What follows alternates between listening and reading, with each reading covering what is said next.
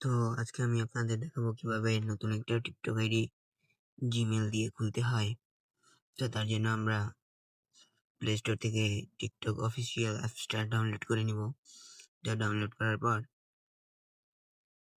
আমরা টিকটকে চলে যাব। আমরা সাউন্ডটা কমিয়ে দেব।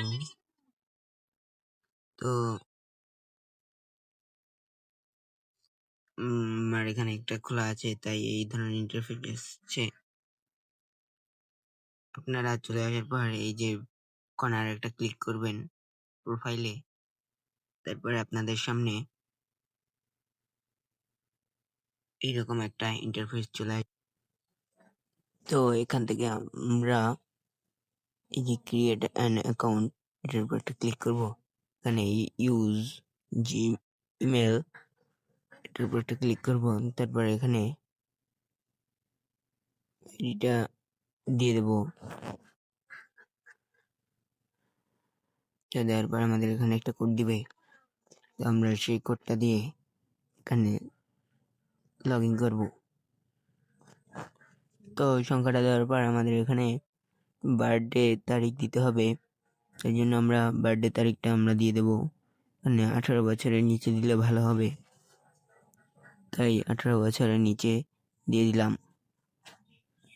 এখান থেকে ওকে করব।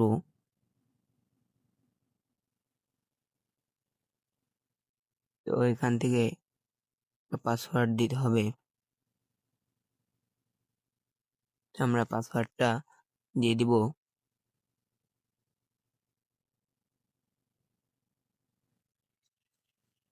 তো পাসওয়ার্ডটা দেওয়ার পর এই ধরনের একটা চিহ্ন আসবে। তারপর এখানে স্টার্টে ক্লিক করব। এখানে নাম দিয়ে দেব। তো নামটা দিয়ে দিলাম।